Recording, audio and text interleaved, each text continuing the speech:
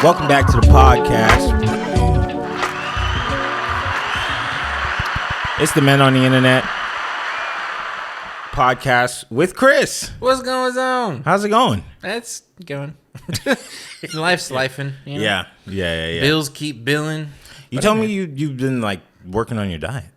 Yeah, I've lost 8 pounds. I'm on the way to a lot more. But yeah, I looked on the scale and was like, that's a lot of numbers. I was like, I should probably cut back. So a lot of salads, a lot of calorie counting. Oh, you are you using an app? No, I'm kind of just eyeballing it. Yeah. Low on the carbs, not totally leaving the carbs out because the brother loves bread. It's understandable. You know, but I'm picking and choosing. So it's been 8 pounds so far after about a month. So That's good. see how it goes. Congratulations. Thanks, man. Are you gonna incorporate exercise? Yes, I've been really into yoga. What? Yes, but my knee injuries have like stopped me from doing it. But once I'm back on track, It's over. I like yoga. It's like de-stretching or like stretching your body, like Yeah. decompressing it. It's really good. So I'm gonna ask you a question that I know you don't know the answer to, I'm ready. but it just popped in my mind. So is the hype train for Deion Sanders over? Since it left the station, I don't know. It's got to make the 445 to. I don't know. Is the hype? Let me reflect it back on. Is Deion Sanders worth the hype train right now? Well, he went 3-0, and then they went again. I was gonna say that, but you talked over me. Damn, bro. Always putting me down. He went 3-0. So this is college football. Yeah. Brought a ton of attention all the way to Colorado. Okay. They won their first 3 games. His son was flexing to watch, after the game, and he won. And then they faced Oregon yesterday. The Ducks. The Ducks. See, I know sports. What do you know about this? I knew I had someone from my high school played on that team. On the Ducks? Or Oregon. Oh, shoot. What kind of black was he? His name was Vernon Adams. Oh, wow. Yeah. Is he in the pros? Oh, cool. We'll look him up. idea. So they played them, and then they got blown out, like 42-6 or something like that. And they didn't get that 6 until like the end. Like they were like, okay, we'll let you score one time. So they were pretty much, the coach was like, they're playing for, when I tell you that there's so much hype for this team, which I think is exciting, in a single week, they made his salary of like $27 million in just the pregame. Wow. Like they sold out tickets, and that's crazy. It's just an unbelievable thing. Yes, they lost a single game, but they got blown out. So I feel like if they had lost it, like they like it was like 42-37 or something like that. Yeah, game. it would have been. Now we'd be like, okay, next time, and people are still standing with them. But this blowout is, it's interesting, and it's indicative that I think that next season they're going to come back. Of course, it's only the 4th game, but I was going to ask if it was over already. No. But I think next season they're going to come back with a better team, and now they know that they generated the money, and they have all these eyeballs on them. They're going to be able to come back with a really strong team, and just like anything that they're lacking right now, they're just going to come back and just knock them out. So interesting. Congratulations to Mr. Oregon. Sanders. Well, he lost. Oh, Congratulations on the first 3 wins. yeah. Good job, Sanders. And on football, real quick, my New York Giants were on the track last week when we were on our 1-streak winning game. Nice. Like 1-game winning streak. Holding that record. Yes. No. Well, they can hold the one. They hold on to the one. We had the 1, and then we came back and we lost. So the New York Giants had the 1-game winning streak, and then they lost again. And I do, because last week I was thinking we were going to go to the Super Bowl. Yeah. I think this is it. Yeah, this is our year. I feel like a Cowboys fan. And now I think we're just going to go to the next game. Yeah, I think that's, listen, start small. Yeah. Now, I'm not a football person at all. Obviously, I didn't know anything about Deion Sanders. I'm hearing things about the Jets. Can you tell me about the Jets?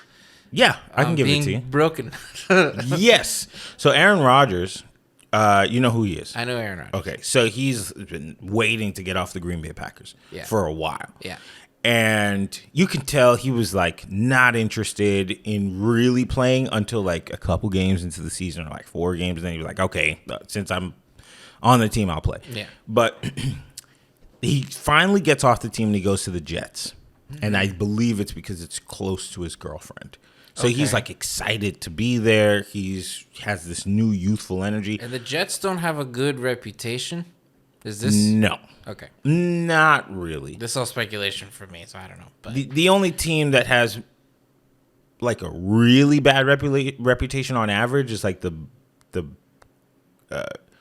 Browns.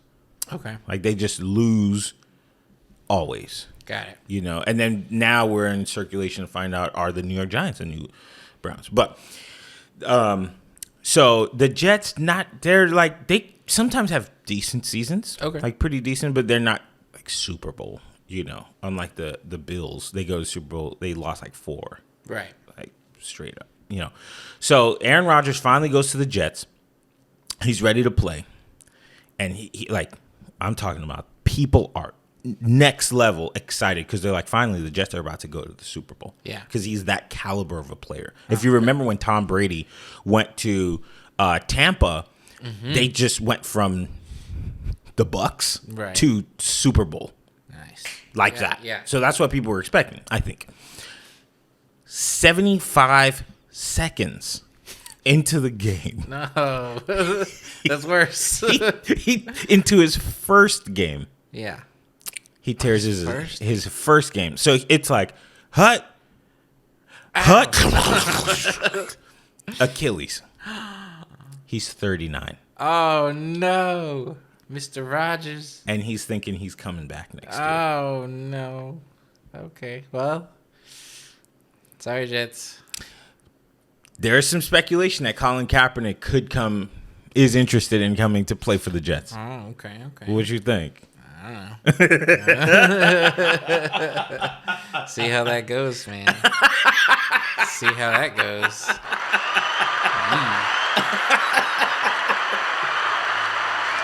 Yeah, I don't know about that. But, sorry, Mr. Rogers, for your whole Achilles.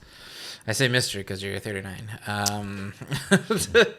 But, yeah. Godspeed. I don't know what else to say. I don't think he's speeding around at all. Yeah, no. God, for a while. hobble. Yeah. Well, shout out Aaron Rodgers, man. And shout out to the New York Giants. Yes. We need a whole new offensive line. Yes. They're saying the Cowboys might make it to the Super Bowl. Please, don't let that happen.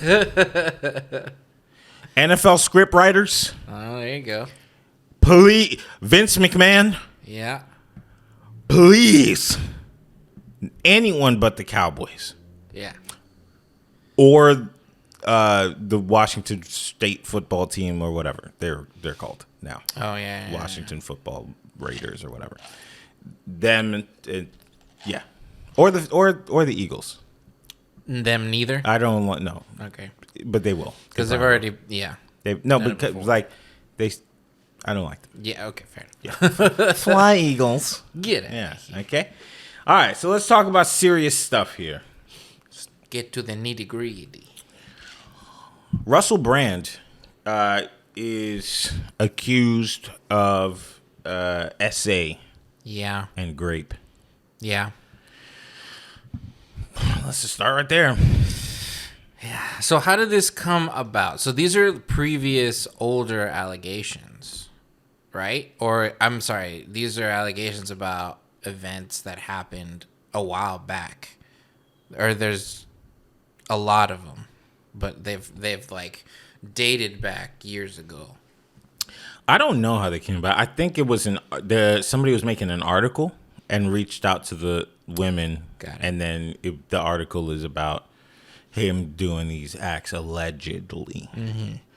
So I have an article from CNN here, which I already know some people are going to tune out. Just the fact that I said it's CNN. Fake news. Fake news. Fake news.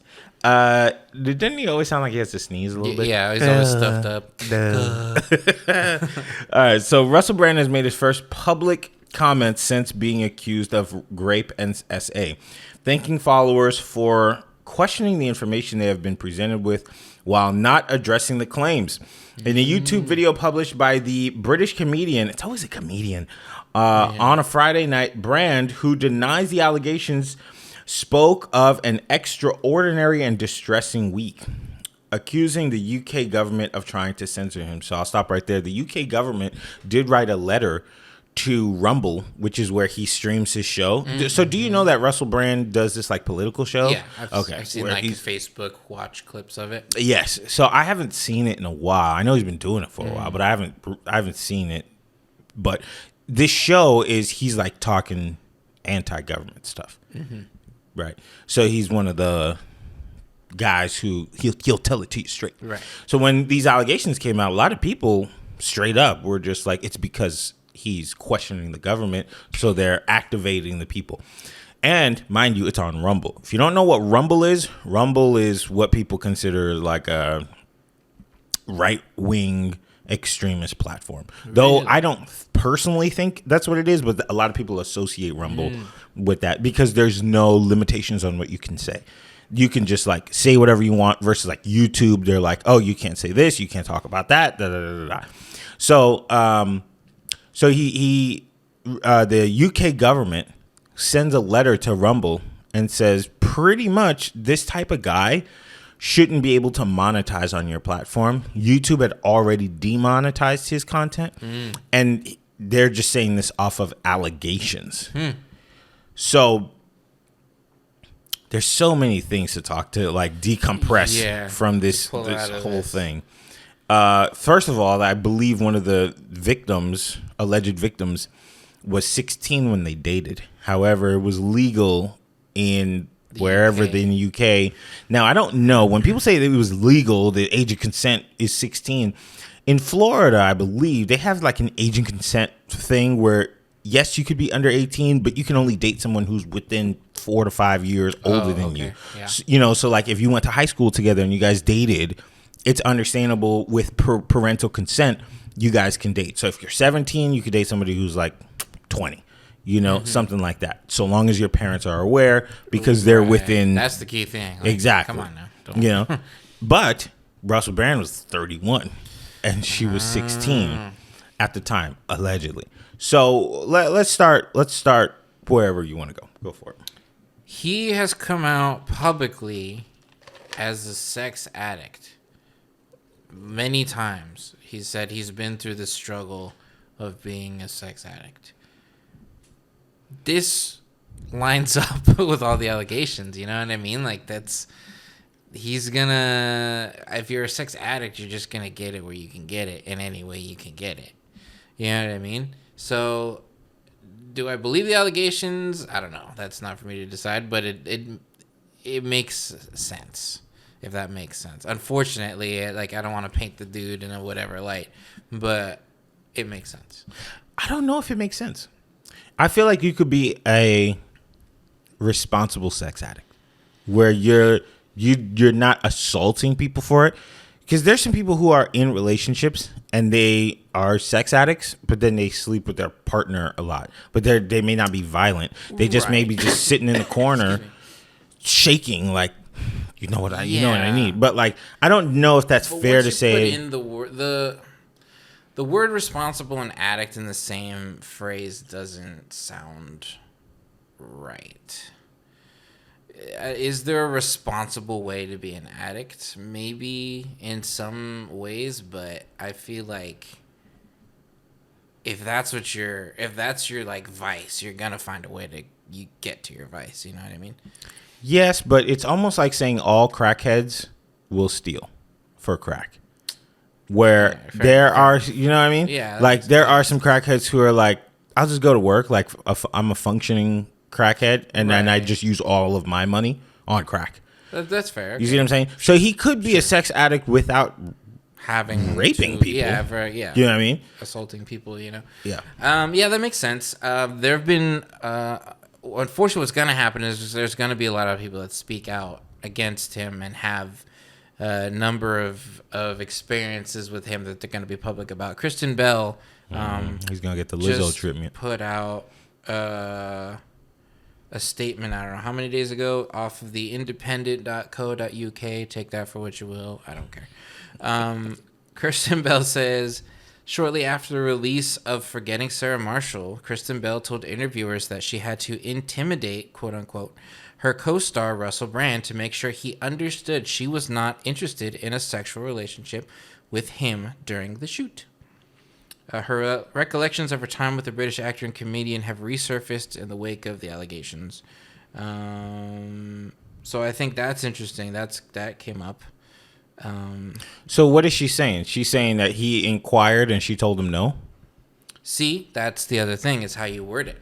How... And then, obviously, SA is a serious crime. Like, don't do that. But what are the parameters of what happened? I don't know. No clue. I don't know. Was it forcefully asking too many times? Was it actually putting hands on someone? Was it, I don't know. Was it without them knowing? Or, I don't know. It's not good. It's really not good. And just like any other celebrity case, there's going to be a number of people coming out with stories about him. I don't know. It doesn't bode well for him. And given the censorship he's getting from Rumble, or from the UK the Parliament, I think. Parliament. It's called, yeah. Oh, yeah, I don't know. UK Parliament. A lot of people are going to paint him in a bad light, and it's kind of up to the evidence. I don't know. Do you think he's going to go to France? To, like, flee? Yeah. I don't know. That's what that one dude did. Who? The who is it? That filmmaker that went to France, and then so he, just because he can't leave France because he was a sultan back in the day. Oh, he made that movie Carnage. Hold on, Jamie, can you pull it up on the screen? Yeah, we need a Jamie and a screen. Roman Polanski. Roman Polanski. Oh, yeah. Yeah, he went to France because they can't extradite you. Yeah. Yeah. So do you think Russell Brand goes to France? Don't Parlez-vous think so. français? I think he's going to sit and fight it out. Where is he? I would imagine the UK. I don't know. I feel like he's in LA. I wouldn't be surprised there either. He had a lot of work out here. Outside of Kristen Bell's house. Right across the street, unfortunately.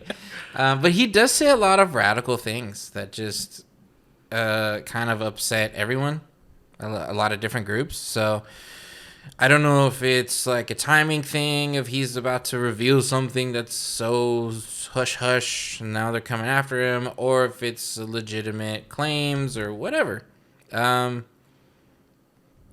Really pay attention to what you're doing is all I'm going to say. It's like, really don't be dumb, honestly, is what I'm saying. Listen, I'm going to tell some young men out there, y'all be careful with promiscuity. Yes. Okay? Every time, there's a lot of things in life that you do that run up risk.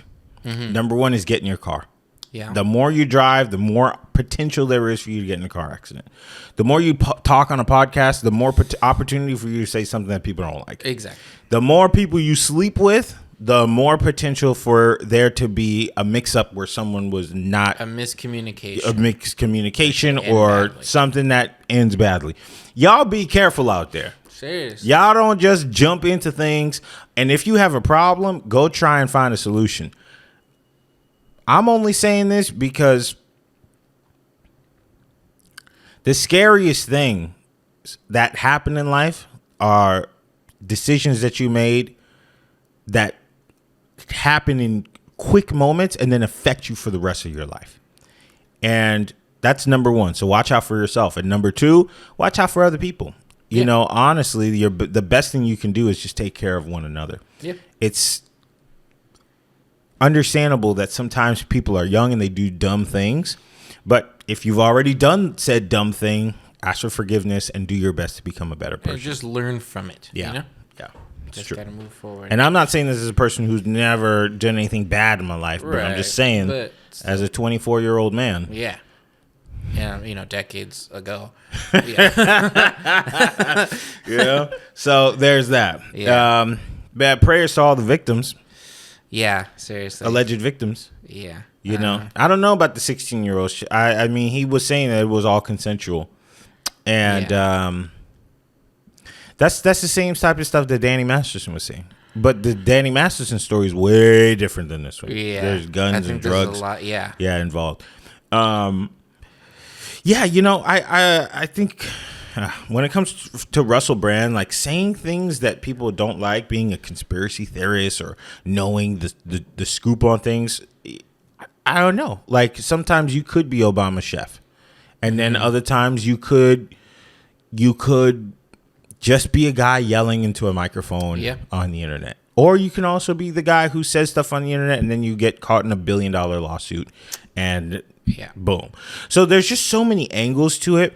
I don't always like to lean on the fact that I saw a post on the internet where they were saying that, they announced this whole Russell Brand essay thing.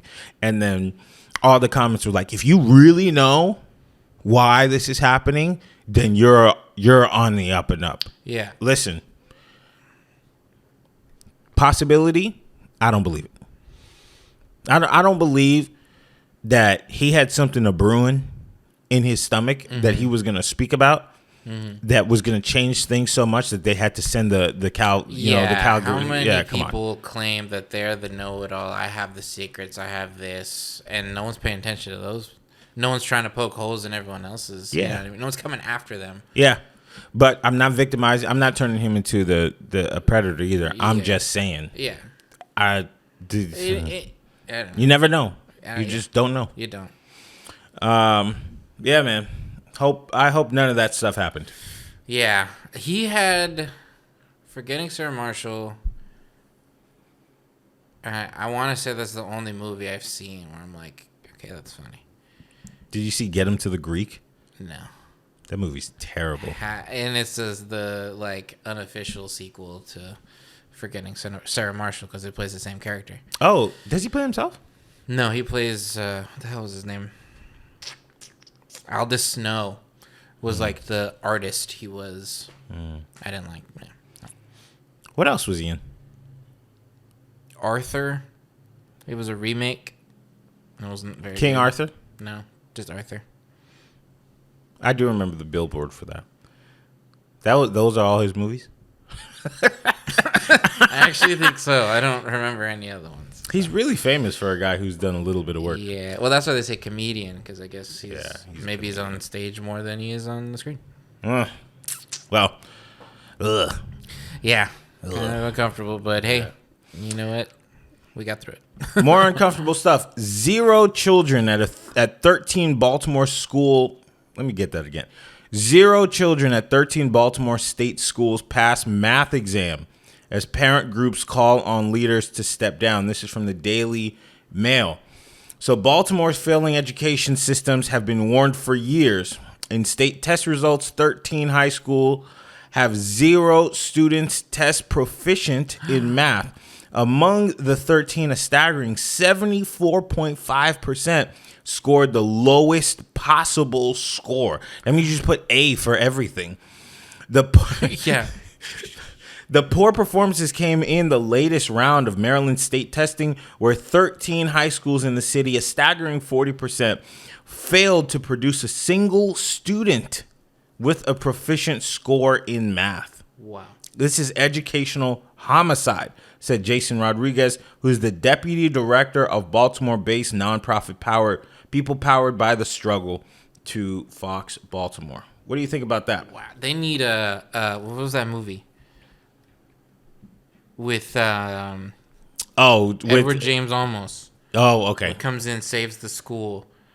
I know what you're talking Jamie about. Escalante was I think it's based off a real dude who went to that high school in LA and he taught them all calculus. They were like under the math, like so severe that he taught them all algebra, trigonometry, calculus in one like summer, so they could take the AP test exam. They needed Jamie Escalante. We gotta check up this. Come on, Edward. And he's the guy that says ganas. You gotta have a ganas. Yes. Yeah. I told you one time I went on a date with his granddaughter. Oh yeah. I do recall this. Yes. Yes. Yeah, they need one of those. Somebody to go in there and be like, yes, ganas. Teach them.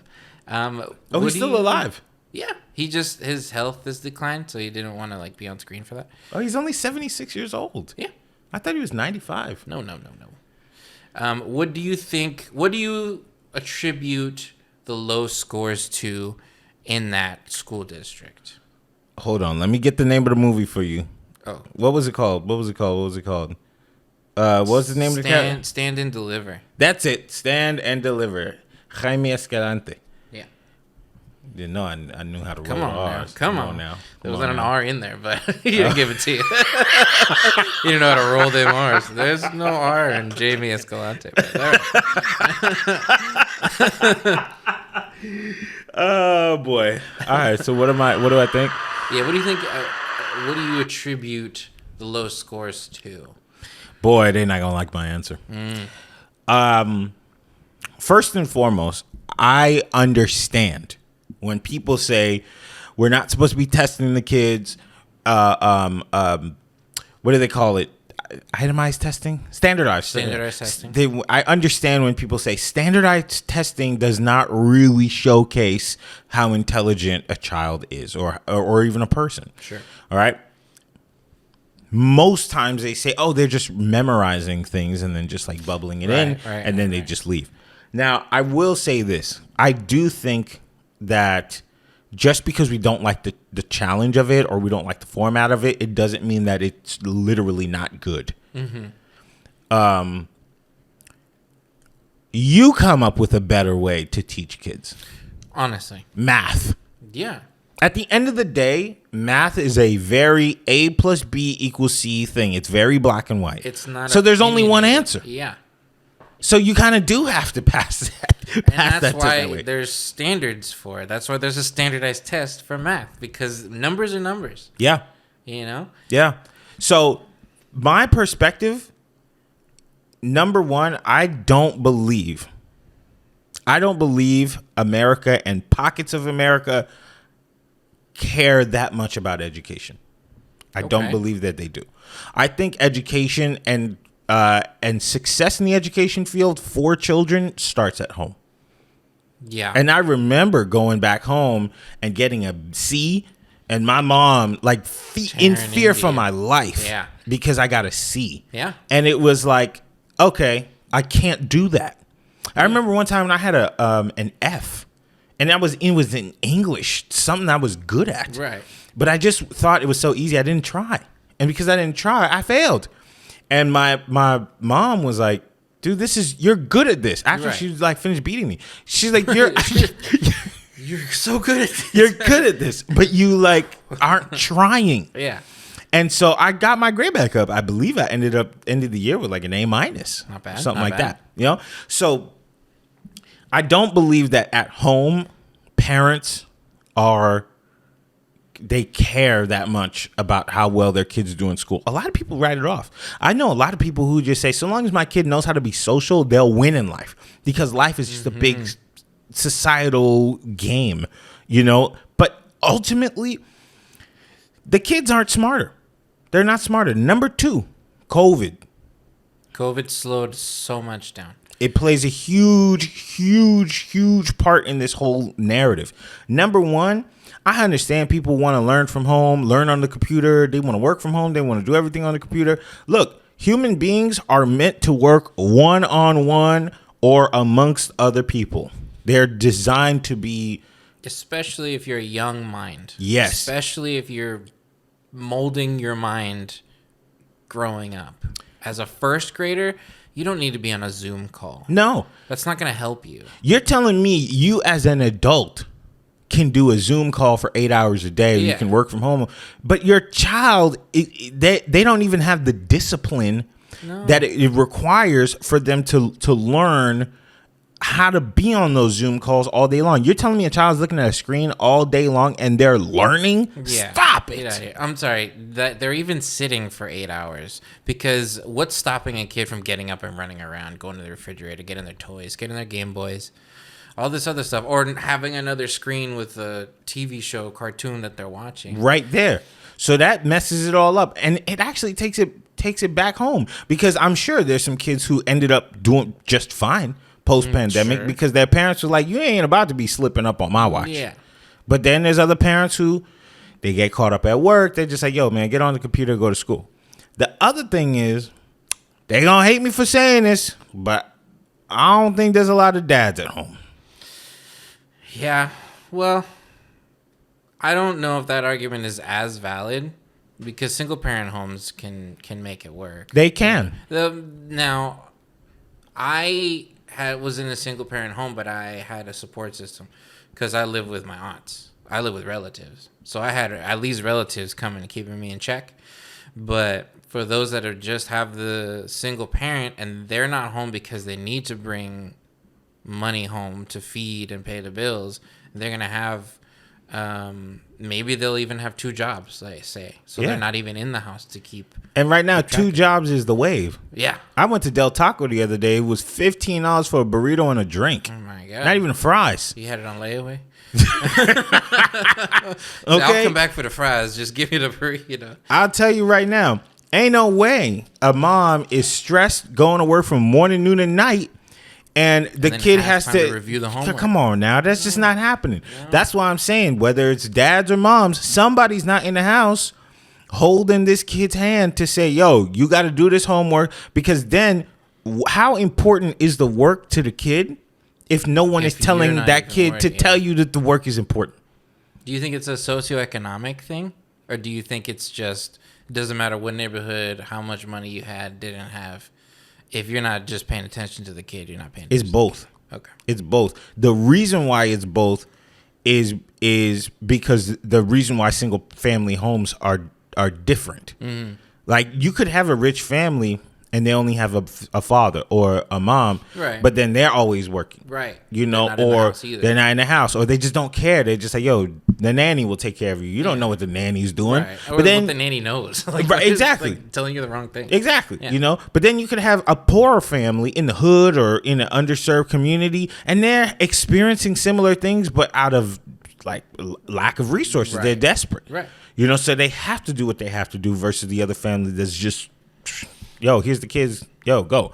So it's possible. I've seen plenty of dumb rich kids where I'm like, I know you are not your father, your genius father's child, the dad who made all these businesses and made millions. Oh my God. And then you're an idiot. I've seen so many kids like that, and you're like, what are you doing? Because the dad wasn't around. It's that mindset of, and we can go into this, it's like a whole tangent I'm going on, but it's that mindset of, I don't want my kid to suffer the way that I suffered, so I build this empire. But now I'm building this empire, and now my kid's spoiled. Yeah. And now I love my kids so much, I want them to have everything, that I don't want them to have to struggle even in learning, even in life experiences. So it becomes like this vicious cycle of like, what's that thing? And Sam says it all the time. Hard times create hard people.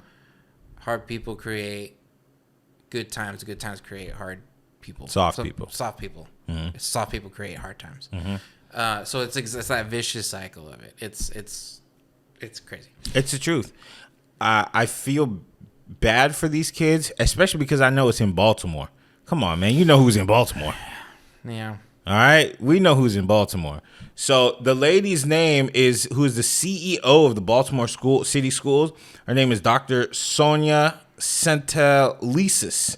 Mm-hmm. And has reportedly faced calls to resign after a string of bad state test results in recent years. The one thing I really don't want to hear is people saying those tests don't matter at all.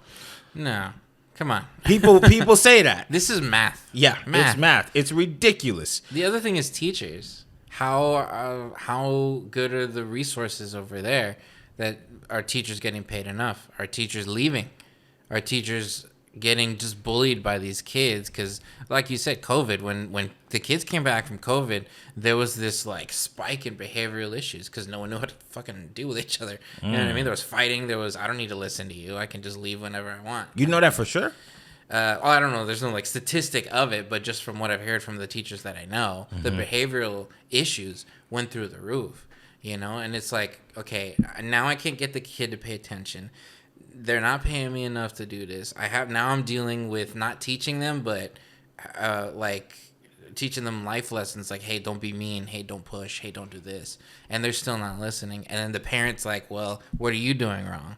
You know what I mean? So now it's like a matter of not only just the families and how the learning is treated at home, but how good is your staff? How well are you treating your staff? And are you giving your staff enough resources to be able to teach this effectively? I feel like there's only so much a teacher can do. Exactly. There's only so much your mom and your dad and or whoever your guardian is. Right. Has to be able to make this a priority in the house. Yes. If it's not that, we have an issue. There are very few children who are just designed to want to succeed. Mm-hmm. They have to see it from someone else. Mm-hmm. They either have to draw it from struggling mom who at a certain age eventually they can appreciate what mom was doing. Exactly. For them to be like, yo, let me change my ways because I don't want to end up like this. Right. But most kids are kids and don't know. They don't know what they should be focused on. Mm-hmm. I mean, if you gave them the chance, they would just play football all day long. Right. Or the video games or the toy. Or you know what I mean? YouTube. So this is a disgrace. When people are saying that the education in the United States is not good, I actually personally don't necessarily think the education, what they're learning is not good. It's the fact that there is no emphasis on education. Everything in our society today is someone else's fault. I think that's the most toxic thing. I think it's more preventative, and what's being done about it is more preventative stuff than proactive stuff. You know what I mean? They're waiting for the bad to happen, and so they have stuff to keep the bad from happening, but they don't have the proactive stuff. Hey, let's make it so the bad doesn't happen. You know what I mean? I think that's the issue. That's the mindset of the country. I've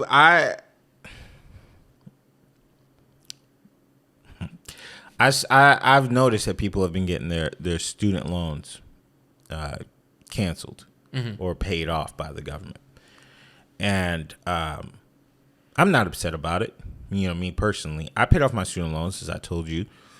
But the narrative that I don't like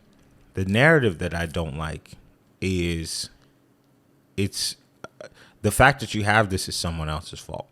Mm-hmm. And I think that idea seeps into everything, and then we turn it into the government, and it's your job to do this. Mom and dads, I don't have children, but I did teach before. Mm-hmm.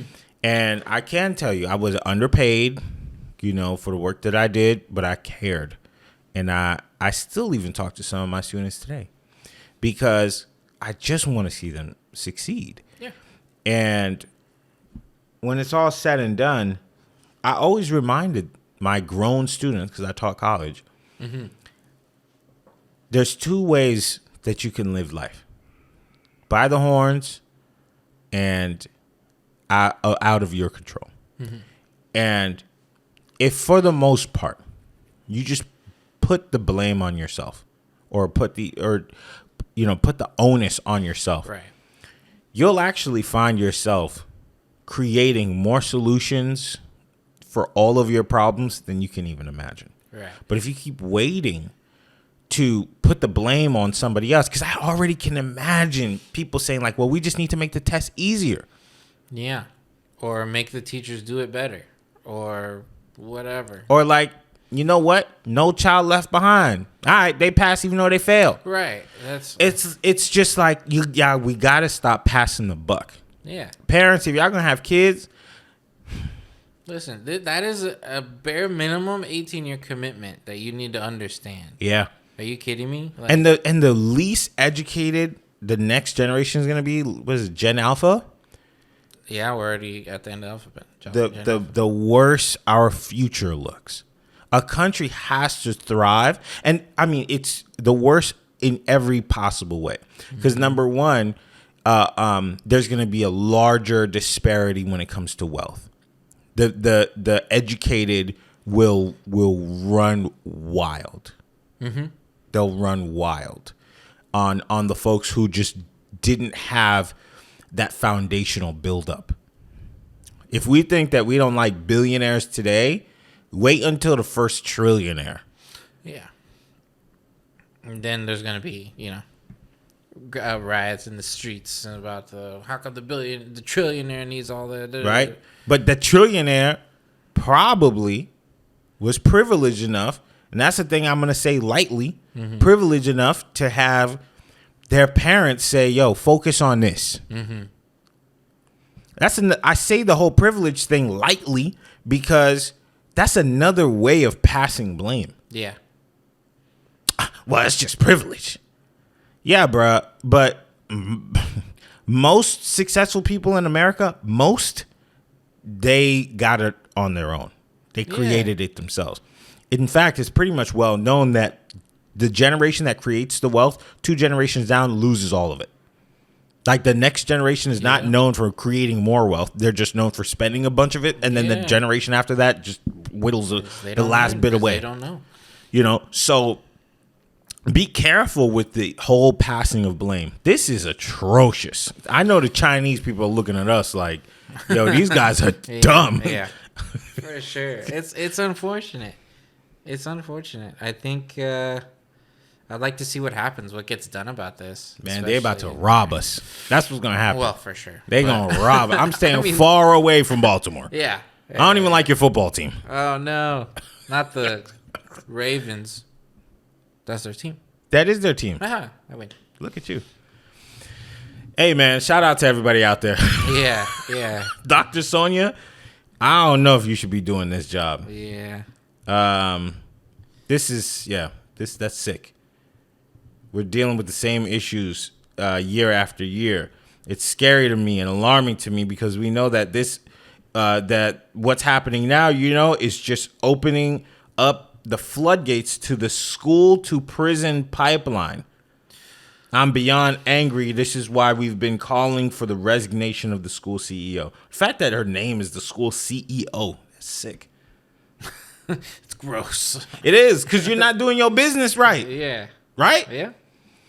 Hey, man. Yeah. Shout out to all the kids out there, man. I hope they don't. I hope things turn around. I really do, because it's worrisome. Do you know anything about this UAE strike? I don't. All right, so it's been a year of strikes. It has been. There's been a lot of strikes lately, and it's severely impacting the economy. So the United Auto Workers strike against 3 Detroit-based automakers is making history. But for car shoppers, the impact may not amount to much, at least not yet. Analysts say there is a risk that the strike could eventually push supplies down and prices up, but that would take a long time to materialize. Now, I can imagine them saying this now, but during COVID, when everything got paused, it took a little bit for us to feel the burn, and we're feeling it burn right now. We're burned. McDonald's meals are like $15. Yes. The car alone is like $50,000. You still haven't even purchased a car. I haven't purchased a car because none of them are in my price range unless I buy an 84 Buick or something. And even then it's rusted over and has been in someone's garage for no less than 20 years. They say they hit you with the I know what I got. Yes, I know the value of what. This is going to be 17. Yeah. There's 300,000 miles on it, but it drives like a dream. And you're like, sure. All right. Parts shortages, on the other hand, could be felt much sooner and make repairs take longer for owners of certain vehicles. Wasn't there already a shortage of parts? Chips. Of chips. Yeah. Chips. Here's what you need to know about the strikes, how the strikes are and aren't affecting drivers. This is from NPR. Stellantis and GM dealers may struggle to find parts.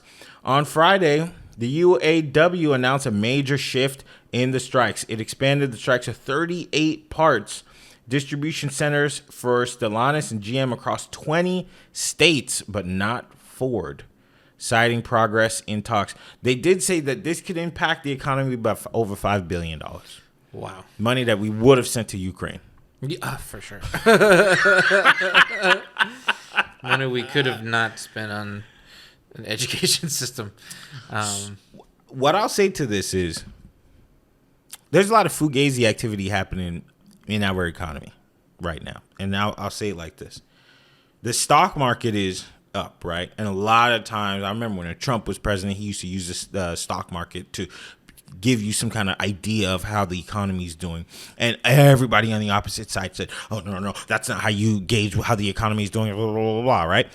Now they're kind of doing the same thing. Oh, the economy is up because the stock market is up. Yeah, but you're forgetting the fact that a ton of companies laid off employees. They lowered their expenses. And so now whatever they make is a little bit of profit. And so people continue investing into these companies. That doesn't mean that they're doing much better. That also means that a lot of these companies have less money. Mm-hmm. They have less money. But then there's more demand from the workers. Some of these strikers are asking for 40% more pay, but then they're asking for a 4-day work week. So you're asking me to lower your amount of work by 20%, but then you want me to add on 40% pay? A lot of these companies, I know that it seems on paper that they have this money, and yes, some CEOs and executives are making huge amounts at the end of the year, but when you break it down between 20, 30, 50, 100,000 employees, that's pennies, dollars maybe. So I personally don't think that a lot of these companies are making the money that people think they're making. And then the inflation is affecting so many people and their wages are not going up. So now we're in this big giant circle of people being like, we need more money, and then the companies are showcasing that, yeah, we're making a profit because we let all these people go 8 months ago, and now everyone's like, well, you're making a profit, so you need to pay us more. But then they're like, well, we're not really making the profit that you think we're making. No, all your executives are making bonuses at the end of the year. Come on. And then they're coming around and saying, yo, but the economy is booming. No, it's not. Speak on it. That's exactly how I feel. Yeah.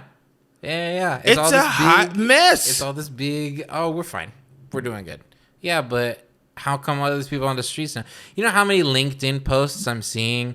It's been such a heartbreak that I've worked at this company for so long, and now I've been let go.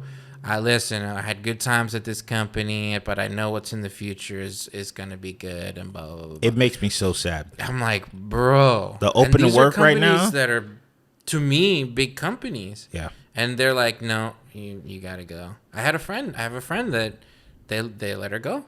And she was like, again, one of those posts. I've worked there for so long. And, I know the next chapter for me is going to be good. It's so sad. It's like, what the heck? No, I'm right there with you. The amount of LinkedIn posts I see where people are, they're putting their hearts on that monitor or on that app. I can't even. Sucks. And these people have families. Yeah. These people have families. And I get it from every perspective. I get the company saying, look, man, the money's going down. The money's been going down since 2021. Mm-hmm. Let's just be honest. Come on. It just didn't go down that much in 2021. Right. Then it got smashed in the face last year. Yeah. And then this year, everything I think that every company made during COVID is gone. It's gone. And then all the money that the family saved during COVID, gone. So we have this huge circle of a mess. Now, there are some companies out there that have the money and maybe they don't want to spend it. And I understand why. Because they're noticing, hey, if you don't have a giant cash reserve, what you think is a mess or a layoff now, nothing compared to what it could be 2 years from now when all the money is gone or a lot of the money is gone. And now we have to cut not 10% of our workforce, but 40, 60. I think we're going to see a lot of these companies die off. For sure. die out. I think like the way of, what was it, like Sears. Sears was this big family name, and it's gone now for the most part. I don't know if they're still around. There's maybe one left. Right. Remember JCPenney? No, it used to be JCPenney something or Macy's something. Kmart. Kmart, Mervyn's, all these big names that were big. That's a dying industry though, and they didn't turn around profits the way that we thought they did. That's retail, but I'm saying like we could see like when that car company disappeared. Like I forget which one it is, but Saturn. Yeah. So I'm thinking we're gonna see these big companies like that die off in the next 10 years. You know what's getting hit the hardest right now? Media. The media. Media companies. They're going down. They're realizing how shitty of a structured streaming is. It's not just streaming. I think digital media, print media is losing to the individual creator. Yeah. There's too much competition from people like us. And that need very little resources to start. That's it. Hey, man, if you got $2,500, you can have everything that you need. Yes. And then you could make your productions at home. You could talk about things that you could break things. And people like it more because there's a face. It's like not scripted. Yeah. It's honest. It's right. So media is getting punched in the face. Now, I do hope that there's a revival for media because I realized once the SAG-AFTRA strike started, how much I actually kind of am influenced by media companies. Mm-hmm. Hey, man, I can't name 2 movies out right now. Mm-hmm. Yeah. I can't. I know. Black John Wick is out with Denzel Washington. Mm-hmm. Equalizer 3. That's it. That's all you know. I think Barbie and Oppenheimer were the last ones. Yeah. To get like media coverage on it or marketing on it. I actually need those media companies because I don't know what's happening. Yeah. And I'm not going to check for myself. They have this magical way of just appearing on your timeline with an interview with Michael B. Jordan and his abs. Yes. And then boom, now you know about the movie. Even, what's that show I like? Hot Ones. The last guest on Hot Ones, NSYNC. Oh, yeah, I saw that on TikTok. They're not picking celebrities or not movies celebrities. Because they can't. Because they can't. They can't promote their movies. It's a mess. It's wild. And then there's no real money in it either, unless you're doing long form and there's only so much you could make. There's only so much people are going to pay. I heard that though I saw Facebook made $5 billion Q1 this year, they don't have the money to pay reel creators, like Instagram Reels. They don't have the money to separate it the way that they wanted to. In fact, the way that they were before. They cut the money down like 50%, something like that. So we have to come to realize a lot of these companies, man, they operate like people who make poor decisions. Check to check. Yeah. They're operating check to check. Yeah. And if one bad month or 3 goes down, that company that you think is making millions or billions of dollars, it's over. You're not going to hear about them anymore. It's over. That's it. I remember I read an article about the CEO of Sears in its last days. He was paying people with his own money. Mm-hmm. Can't do that for long. I know. It doesn't matter how much money you have. Seriously. You can't do that for long. No. There was another thing that I was thinking about. It's gonna come back to me. But streaming also is a rough business. Yeah. There's only that's what I was gonna say. There's only 3 companies on Earth that I think are in a stable position. Go ahead. 4 maybe. Number 1, without a doubt, Apple. Yeah. Apple's the first close to $2 trillion business in history. Mm-hmm. They're the only ones that I think. I mean, their profit margins are insane. They're insane. It's the most in any company on Earth, any large company. Their just whole strategy is insane of creating this demand that wasn't there before. Oh, I went down to the Glendale Galleria the other day. No, I went to the Americana. Mm-hmm.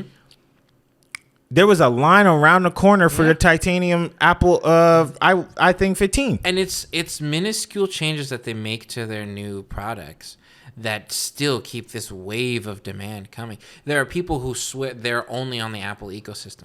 And it's smart too, because they don't make huge changes every year. Yes. They make a huge change every 2 to 3 iPhones. Why would I give you the 16 newest things about this phone when you're going to pay for every phone every year? I can put one. No, you're not going to pay for every phone every year. Me as a now iPhone user, right. I learned that the reason why they're only putting it every 2 to 3 phones, the huge updates, is because the phone itself is too good. So people are holding it on for 3 to 4 years. Yeah. So by the time you get a new iPhone, you're like, this is a heck of an upgrade. What the heck was I using before? Right? Even though visually you're looking at it like this is the same thing. It's the same thing. But then you go, it's faster, it's smoother, it works better. This company, Apple, is the one. It's crazy. It's the one. Yeah. The next to me, I would say maybe Amazon. Okay. Amazon. Yeah. Amazon. They spend a lot of money. I don't know if you know that, but their profit margins are nowhere near what Apple is making. Mm-hmm. And Apple makes less money, but their profits are higher. Mm-hmm. The next one I would say is probably Walmart. Walmart has cracked the code to everybody saying, I don't want to wait a day or 2 or 3 to get my Amazon product. I need it now, but I also need it cheap. And you go in there and it's so crazy. I went from a Target to a Walmart last week, same day, and you can smell the difference. Like worse or better? Walmart's way worse. Oh, yeah. You walk into Target, you float a little bit. Yeah, there's a perfume flying everywhere. Yeah. It's beautiful. Yeah. You walk into Walmart, gum all over the floor. Yeah. You walk and it's sick. But I was so happy to be there. Oh, man. I can't wait to see the yellow tags tell me I saved me 2 cents. Come on now. I can't wait to buy me a $3 shirt. You know what I mean? Come on. Okay. As soon as you wash the shirt, your nipples start poking out and stuff. What the heck? It's so small. You buy the Shacks and your toes come out the next day. Not the Shacks. Yeah. The Shacks is sick, man. Hey, don't be knocking the Shacks, bro. No, it's okay. I wore the Stephon Marburys. Oh, excuse me. And they were $15. Ooh. Yeah. So I bought 45 of them. Okay. I still got the Marburys, right? Let's see. Okay. So I did Amazon, Apple, Walmart. These are all viable. Then Google. And Google. Google, they take your money in any and every possible way. Yes. Any and every possible way. But I never thought in life I would have so many full emails. Yeah. Dang, I used the 15 gigs already. Time to make another one. Back in the day, you didn't even have no 15 gigs. No. They were just like, here's an email. Yeah. That's it. Here's your email. It's crazy. And then now they're like, yo, you guys spend $9.99. I'm like, well, dang, I just bought it on 3 other emails. Yeah. That's true. I pay for 2. It's ridiculous. Things worth of storage. And what are they doing? Sitting. Yeah. Chilling. Yeah. It's smarter to go into the drive and be like, I don't use any of this anymore. Nah. But we're still like, we're going to need this. Yeah. One day, someone's going to ask me for this, and I'm going to have it. It's always the cloud. It's the cloud. Yeah, you got to have the cloud. You know what I mean? I pay for Dropbox. Unlimited. Nice. It's over $1,000 a year. It's ridiculous. So these companies they're just making money up, right, left, down, and center. And the only one that has people complaining is Walmart. The employees at Walmart want more money. I heard. But all the other companies, everybody chilling, except the fact that they're all getting fired. And laid off. A little bit. But a lot of Facebook layoffs. I forgot about Meta. Yeah, but still. Google layoffs, a lot of Amazon layoffs, and there's no Apple layoffs.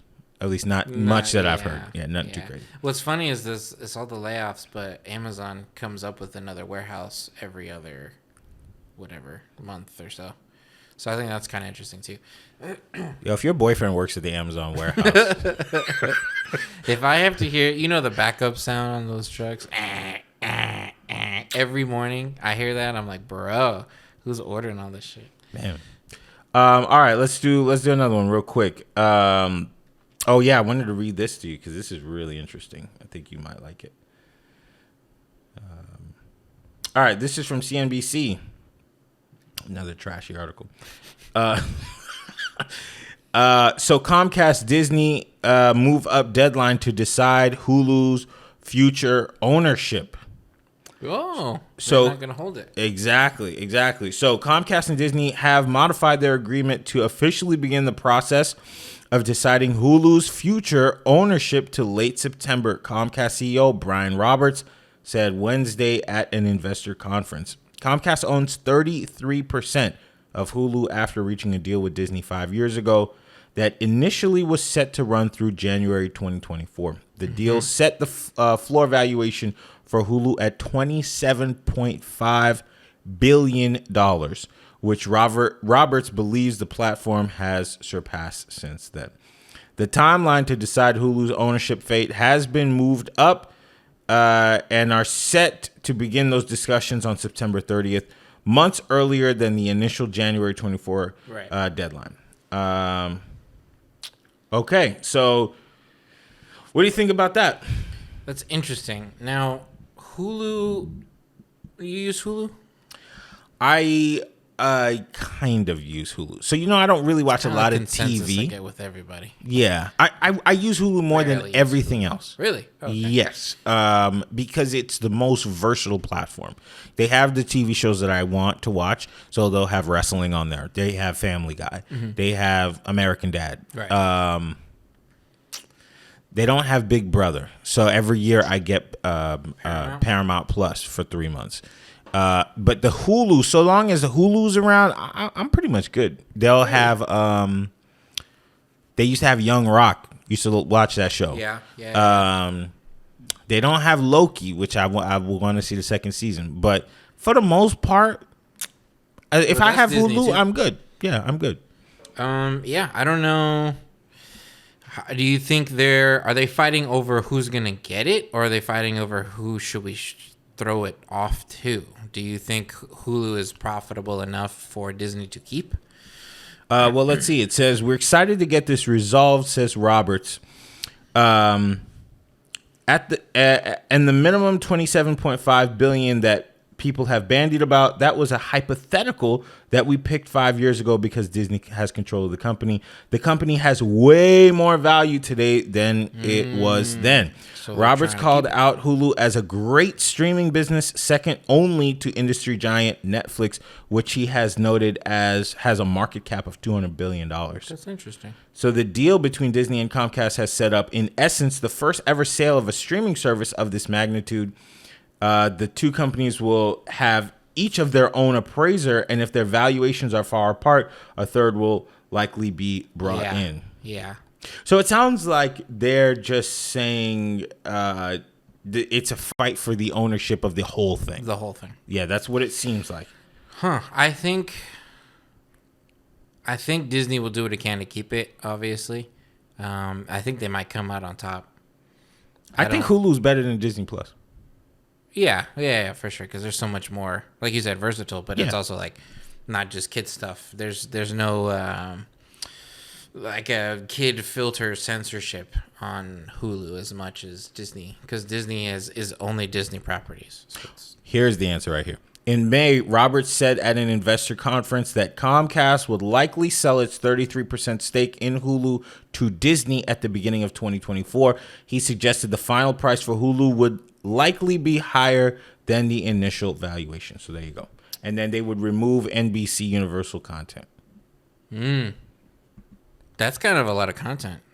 Yeah, they have Saturday Night Live. And then they're just going to put everything on Peacock. Oh, that's true. But then why would it make sense, honestly, for Disney to have it? Because they already have Disney Plus. So they kind of need the variety of... I mean, the other thing about Hulu is they do produce... that people y'all not going to like this. They produce some Tubi-esque... Yeah. high quality, low quality garbage that's good, but also bad. Yeah, a lot of now there's Hulu movies, so now they're buying a lot of these indie movies, like Theater Camp. I watched Theater Camp. Great movie. It's a great movie. I loved Theater. Yeah. I saw it in theaters.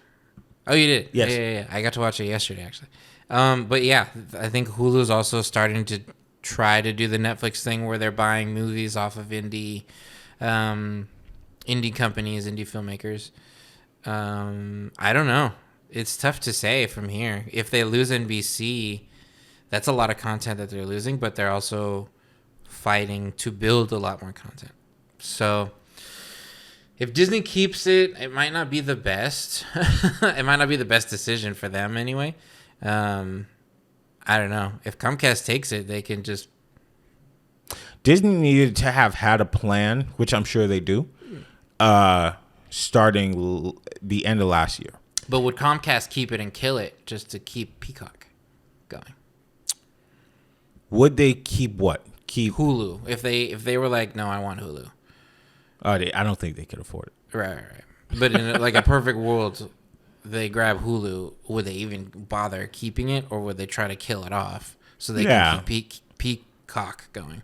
I don't think it would be smart to kill Hulu off, who's the second competitor to Netflix, to keep Peacock. First of all, It's called Peacock. Yeah.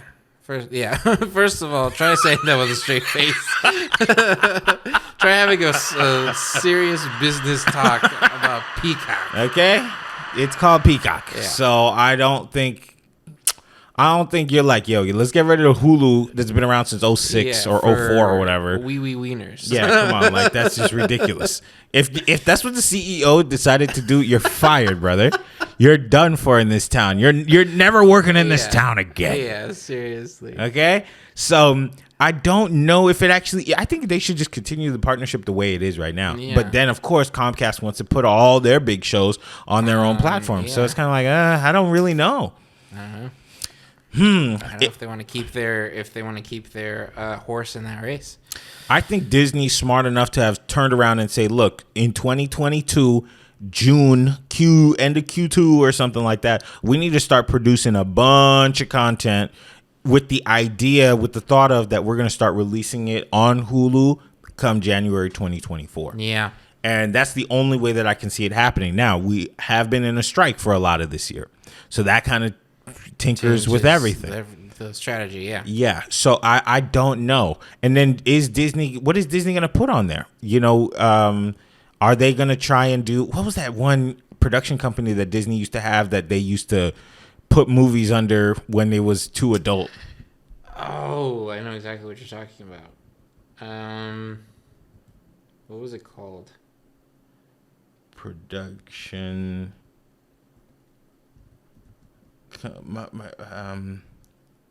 Mavista? Mavista? It was called, come on, brain. Come on now. All right, so they have 20th Century, Disney Music, Disney Theatrical, Lucasfilms, Marvel Studios, Pixar, Searchlight, Walt Disney. They used to have another one that used to come up and you had no clue it was Disney. Buena Vista. Buena Vista, yeah. Buena Vista. That's what it was. Buena Vista. Buena Vista is old. Old. Yeah. It's old. They did like the OG, like Pete's Dragon, which is one of my favorite films. What's that? It's like old Disney movie. That was Buena Vista. A lot of their like classic cartoons were Buena Vista. Yeah, it's old. The strategy here is so interesting. This is why I like business. Because I can imagine them just sitting around just thinking like, all right, what are we going to do? What do we get out of this? Where's my ROI going? Yes.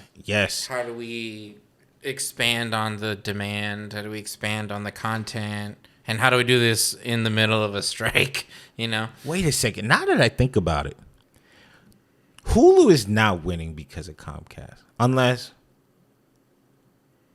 Comcast is, Peacock is what? CBS? NBC. I don't think they win it because of that. And I'll tell you why. I watch wrestling on there, which is on, they have contracts with Fox, and then they have contracts with, Fox is Disney too. No, not all of Fox. Wow. Some of Fox's. It's also on USA, I want to say. USA. I think Hulu's big win is that they license TV shows from everybody, or at least network or cable. FX, USA. They're an aggregator of content versus Disney Plus is home to Disney only. Disney owned IPs. So realistically, Disney could turn back around to Comcast and be like, "Yo, look, get all your bum shows off of here. I want Saturday Night Live. I want this, this, and this. Give me all those. Everything else, you could take them off." Boom. They're gonna have Family Guy still on there. They're gonna still have all the big. They're gonna have How I Met Your Father. They just redid Futurama. Oh, it's back. Hulu is producing it. New episodes. Mm-hmm. Oh snap! They could do that, but they don't want to do Riley and what's the name? What's that other show? The show with the black kids and the grandpa. John Witherspoon used to play the grandpa. You know what I'm talking about? Boondocks. You don't want to bring Boondocks back. The girl Regina King. Regina King. Yeah. So yeah, I actually, now that I'm thinking about it, yeah, Disney should just buy it out if they have the money for it. Because I know it's been tough years for Disney the past 2 years, but I'm sure they have the money. That would be the move if you really think about it. Yeah, because then they could just, this could be their just like throw it on there. It's like their YouTube almost. Yeah. Like they just throw stuff on there. Like, just go watch that over there. Sure. And then we're going to buy these crappy horror films. Yeah. And then boom, now you can watch all PG-13 things and up, or rated R really things and up on Hulu. And then anything PG-13 and down, Marvel included, all that stuff, you can watch it on Disney Plus. You should be running the show, bro. You should be out there like, man, give me the CEO seat. I got this. Let me drive. It only took me one 10-minute session to get this answer. Yes. Watch them completely wrong. Disney crumbles. You're like, oh, shoot. All right, I got 2 more things for you. I'm ready. All right, so this right here is from the Daily Mail. It says, the migrant crisis, quote, the migrant crisis will destroy my city. That's from New York Mayor Eric Adams, who declares as the city battles to cope with the influx of thousands drawn there by the Joe Biden open door policy. It's written by Tom Leonard. With its Italian Renaissance revival facade and opulent marble lobby, the Roosevelt was one of the Manhattan's grandest hotels when it opened in 1926, putting on a lavish banquet for 1,500 guests. Now, as the Mail on Sunday saw last week, an entirely different clientele is filling its 1,000 rooms, while others queue patiently outside to get in, tired and confused, and often shoving their worldly goods and families in battered wheeled suitcases and pushchairs. These newly arrived migrants, fresh off the bus from the U.S. southern border, receive instructions from a Spanish-speaking National Guardsman in combat gear at the main entrance. Few of the arrivals speak a word of English. So, why did they send them to New York specifically? Because New York is a sanctuary state. Okay. Or New York City is a sanctuary city. So I'll give you the quick rundown. In New York, the mayor of New York, his name is Eric Adams. Yeah. He's a black guy. I think he's a police guy. No one knows who the governor is. Oh, shit. It's a woman, though. Yeah. I think. He originally was on Texas butt, pretty much saying, look, if these migrants are coming from the South, from South America, or from Mexico, it's your duty, it's our duty as Americans to take care of them. And that's why they sent them to Martha's Vineyard a year ago. Facts. Now, the border is the responsibility of the federal government. That's why it was, remember Trump, I'm going to build a border. They're going to pay for it. They're going to pay that, right? So now Texas is saying they had border towns that more migrants were receiving more than the actual, more like care and resources than the people that live there.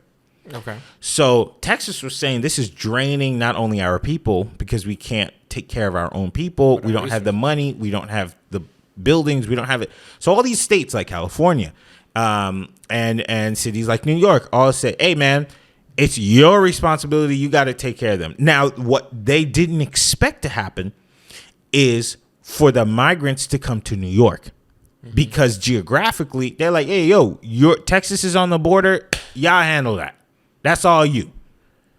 But now that the migrants are coming to New York, at first it was like, yo, welcome. Welcome. You're welcome here. The tune started changing maybe a few months ago.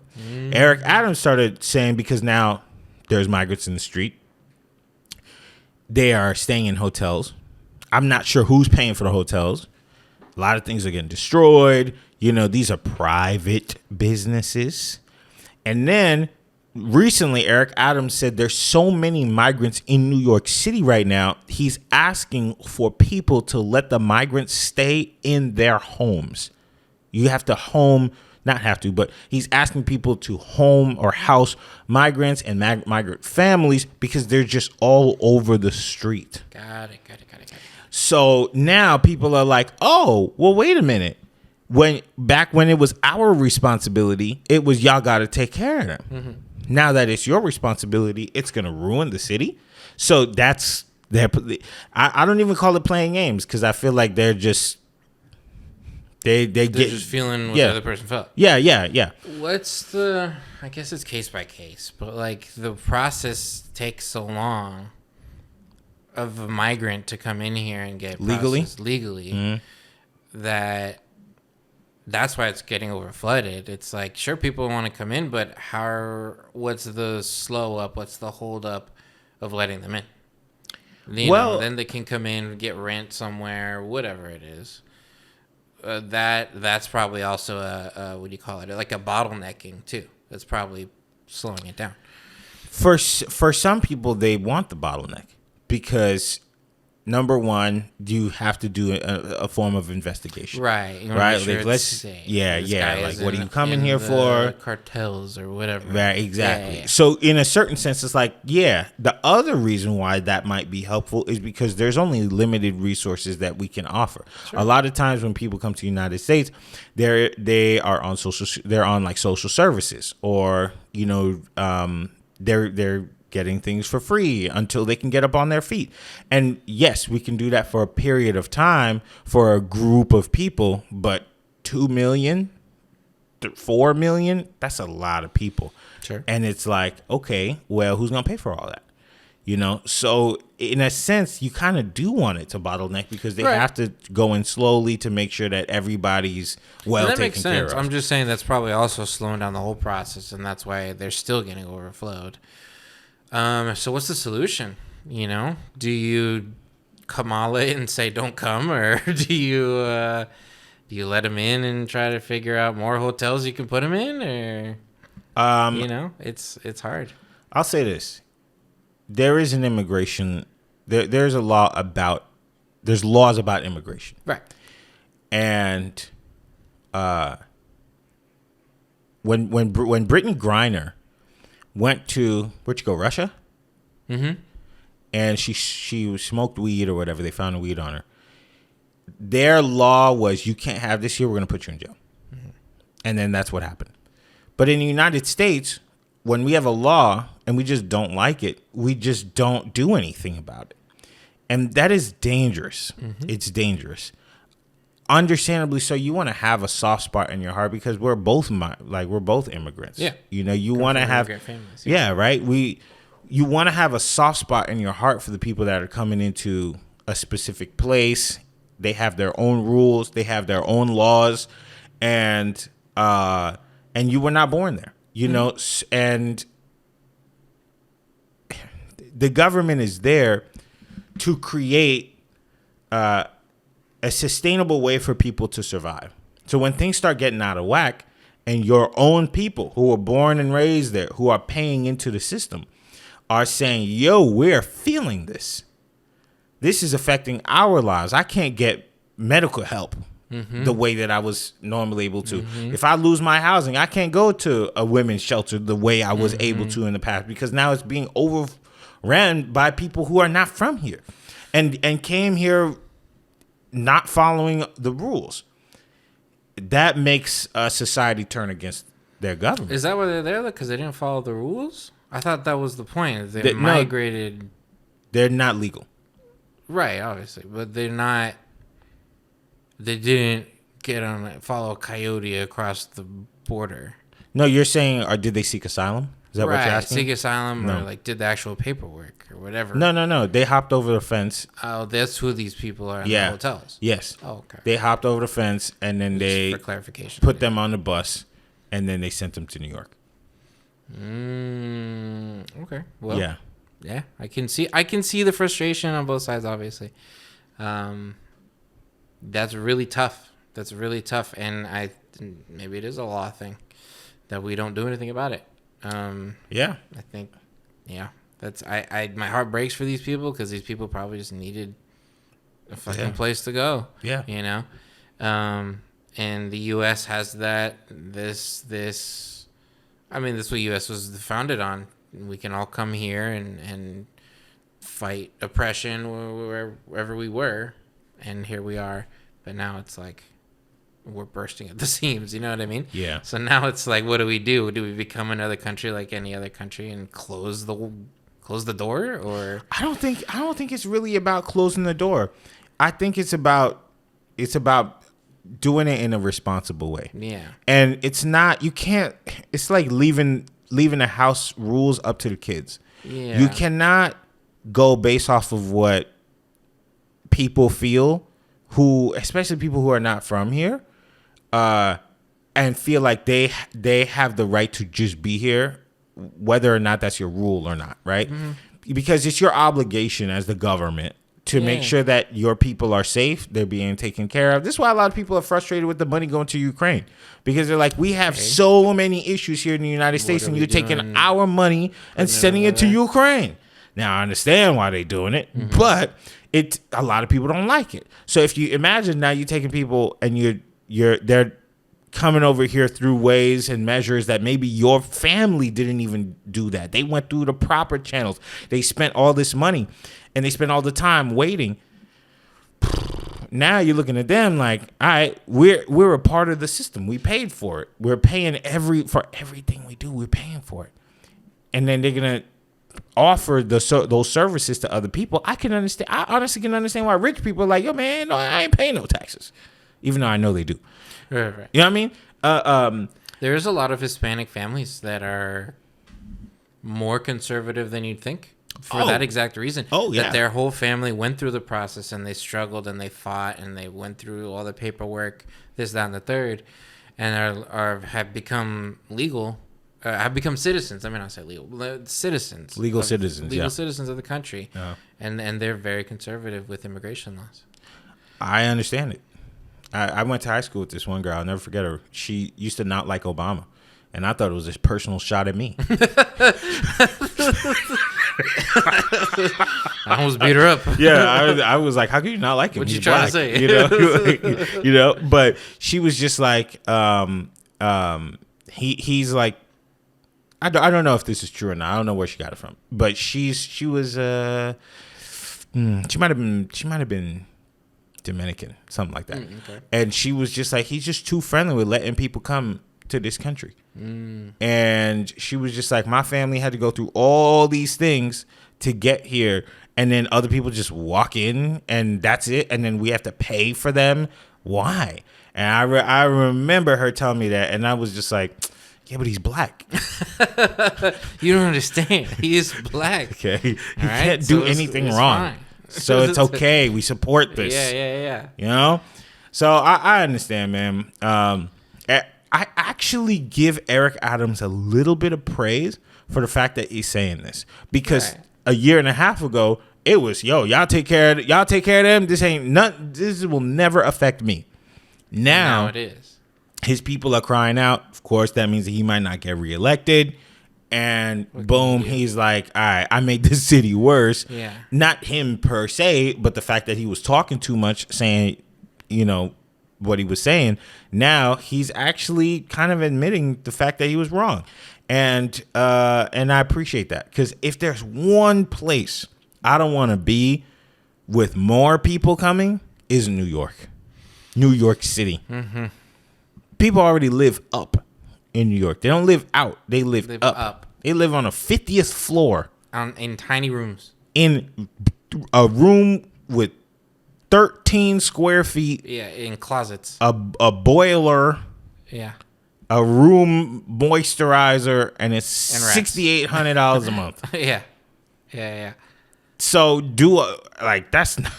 that's not ideal. No. An ideal place for people to come live. No. Send them to Long Island, but but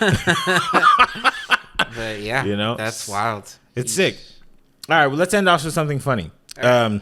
I'm ready. Real quick, Tyler Perry says that black women make more money than black men for the most part right now. Not all the time, but for the most part. Okay. And that shouldn't be a reason why women should not love on their black men, even if all they could do is take them out to dinner every once in a while and pay the light bill. Because if women keep having this list of all these things that they need from men, then they'll never find a good, loving husband. Mm-hmm. So now you're not black nor a woman, and I'm not a woman. So my question for you is not so much about what Tyler specifically said, but how do you feel about women making more money than men and being told, look, man, if he don't have the gift to make money like you do, you should just pay the mortgage and let him love on you. Were they saying about men? Because you know how men historically make a lot of more money than women? Was that what they were saying to men? Hey, she can't afford a lot, so you should at least pay for her dinner, hey, and let him love on you.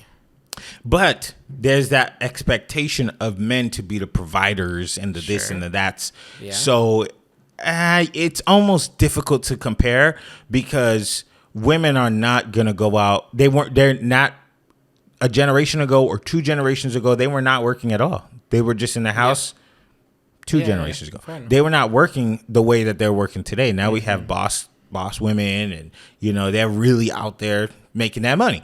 I saw a girl on Instagram the other day who showed in 2021 she made over $500,000. Black girl in her own business. Hell yeah. So, it's going to be hard for her to find a man who makes $500,000. Yeah, sure, but don't shoot for the man that makes 20,000. You know what I mean? Like, I think you got to find some sort of balance there. I don't know. I think financials in relationships are so case by case. I don't know. I would say, I think it's up to you. It's what you're into. If you're willing to be into brokies, let me pay some bills and you could just love on me. Or let's find out a way for you to build your own empire. Or I support you in what you're doing and I don't want to pay for shit. Like, that's not on me. That's you doing you. That's a tough question. That was a loaded question you just gave me. I'm not a huge fan of Tyler Perry saying that if he could just pay the light bill and buy you dinner sometimes, cool. No. He doesn't understand our relationships. No. And then she pays the mortgage. The rest of it? You can pay a light bill? Yeah. First of all, fellas. Shoot for more than the light bill. Fellas. Don't ever come to me and say the only talent you have is making $35,000 a year. Yeah. Don't ever say that. That's not what you're only capable of doing. For all the human history, we've been providing all over the place. There's a picture of men sitting on top of a giant building in New York without any harnesses eating lunch. Mm-hmm. And I'm sure they were able to provide for their families. Yes. Some of them died. Yes. Most of y'all can't even work from home. Some of you get tired after 2 hours in a regular job. Okay. Breaks. I don't think it is great for society to tell the women who are 300 years behind yes. men yes. who caught up and surpassed men to just be like, well, it's okay if I look down. No, he's supposed to lead. I understand if there's some times where he's making less than you. Sure. But then after a while, not to say he has to, but within a range. It's bound to happen. If you make 100K and he makes 90, cool. Yeah. If he makes 120 and you make 130, cool. But if you're making 100,000 and he's making 40, yeah, no. And men, y'all not supposed to just be okay with that. No. There's an interview with Nick Cannon one time where they said, when he was still married to Mariah, they said, why do you work so hard? He said, do you not see how much money Mariah Carey has? I need to catch up. Yeah. And this is a man who has millions of dollars, and she had hundreds of millions of dollars. Yep. When there's that big old disparity, she's not even talking to you right. Nope. You can't just be okay with that. Yep. Now I understand if you 24, she 20, y'all 20 in your mid 20s, everybody's trying to figure out their careers. It's normal. Most of the time when people graduate originally, like 10, 15 years ago, women used to start off making more, and then over time, man started making a little bit more. Right. Again, I'm not saying that he needs to make more, but y'all women can't just be accepting the fact that, oh yeah, he makes 30% what I make, and he can pay a light bill. And I paid a mortgage. Don't even clean the damn house. The Chinese are looking at us like we're dumb. Damn it. Come on, Tyler Perry. They don't have none of these problems in China. They got men in China that own 3 houses. Yeah. Come on now. The only guy I know who owns a house out here is in Victorville. Lancaster. In, what's that one that's farther? Acton. Not acting. Acting like he got some money. Tyler can't do that, dog. First of all, you divorced. Yeah. Sorry. Yeah. Well. You're a billionaire. Yeah. So yeah, you talking from a different perspective. I'm sorry, but I don't stand for men just being at the bottom. Don't just coast, dude. Don't just coast. I remember when Ebony, what's her name, said that she couldn't date the bus driver unless he owned the bus. She's a lawyer. Come on now. She's a lawyer. Yes, if you want to be a power couple, 2 people got to be in power for the couple to be a power couple. Yes. You got to both be able to afford the power. It's ridiculous. What's next? Oh, my God. They're going to tell us that it's okay for us to not work at all? Yeah. What's next? Tyler Perry sound like he went to school in Baltimore. Oh, my God. Failed that standardized test, huh? What's next? It's ridiculous. Nah. Oh, jeez. Ladies, know your worth. Men, please, for the love of God, know your worth. Dog, if let me tell you this. If your girl is doing good in life, my guy, you should use that as inspiration. You should be like, yo, you know what? I got me a smart girl. She making double what I'm making. I can't just be running around having her pay for my things. And I like, nah, son. You're supposed to look at that and be like, you know what? I see what she's doing. I'm a level up. I'm gonna learn something new. I'm gonna learn a new trade. I'm gonna start a new thing. I'm gonna do whatever I gotta do to be on that level. Cause I'm telling you, a lot of guys, they like broke women. You know why? Cause they can control them.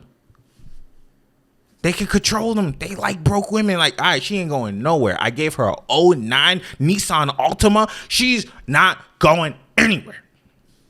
What happens when a woman starts making more money than you by a lot? By a lot. She's going to start looking at you eventually like, bro, if I could do this, why can't you? And it don't have to be no fancy job. Like, you could be changing tires and make money. I had a neighbor who used to make so much money changing commercial tires. Them 18-wheelers, he used to make thousands a day. Don't get caught slacking, man. Don't get caught slacking. Never. That's ridiculous advice, Tyler Perry. Now I understand again, $10,000 off, you good. Yeah. Matter of fact, nah. If you a man, oh my God. If you a man and your girl make $10,000 more than you got to start thinking, you know what? Let me try to get up to $10,000. Yeah. Let me try to get $10,100. Let me say in the 0 to 100 range of the thousands, sure, $10,000 is a lot. But if you making $200,000 and she makes 200, you make 190. I'ma still be like, really? Nah. Okay. It's not a competition. It's not. But I'm gonna win. No. It's not a competition, and I'm not talking about winning. But what I will say is, I guarantee if I start making $215, what you think she's gonna start doing? Mm-hmm. Working up to the 20 whatever. She gonna be like, you know what? If he can make $215, I've been trying to buy me a G-Wagon. I've been trying to do this, especially if they live the debt-free lifestyle and they know that if they combine their incomes and they could just grow so much faster, put it in more investments. Healthy. That's a healthy you know what I mean? Then they start unleashing so much potential. Yes. But the moment you become complacent with where you at, you become a loser. Tyler. Come on. Don't tell this to our black men, man. Don't tell us. We already play too much video games, bro. Yeah. Don't tell that to them, okay? Shout out to all the boss women out there. It's making a lot of money. Keep killing it, man. Keep killing it. Keep crushing it. Do not settle. And don't take a $20,000 a year, man. Don't settle. Don't do it. If you're a lawyer and he's driving Uber and he didn't have a plan, I'll tell you one last thing before we go. I had an Uber driver one time, Indian guy. He was telling me about his wife. He was so proud of her. I remember being like, all right, what does your wife do? And he's like, she's a doctor. So, of course, I couldn't control it. What? Why are you driving Uber? He was like, I knew you was going to ask that. I knew. Because he was like, you can't believe that I'm driving Uber and my wife is a doctor. He was like, before I married her, I showed her my plans. He was like, I didn't have the money to go to college when I came out here. I was helping her when she was going through medical school. And I figured she's going to make it down that path. I want to be an entrepreneur. So I'm going to use whatever resources I have available to start a business. He was like, by the 7th year is when I decided I'm going to marry her because I had almost enough money to open up a liquor store. So I said, what year is it now for y'all? He says my 8th year. So I've been married to her for a year. And I actually just closed on the property for the liquor store. Then he gave me the numbers. He was like, I bought it through a brand. It's a franchise. I'm about to make da-da-da-da-da. I know all the numbers. I said, so why are you driving Uber today? He said, because the business ain't up yet. And he said, back in India, we used to own all types of convenience stores, and I know how to run the business. I just had to find a way to make it happen in the United States. If your man is doing something like that, he got a plan. He don't mind waiting on the big things. Marriage, bringing kids into buying home. If you know he got a plan, he's not just driving Uber for 40, 50K a year just to blow it all. He's saving it. He's got a vision. Understood. But she ain't gonna be no doctor 10 years in and he's still driving Uber. It's but just if you not go to his work. house and he's still on 2K in the Madden, come on. It's just not gonna work. No. You ain't gotta tell women that. If imagine 25 years ago they told women like, hey man, I know y'all not working.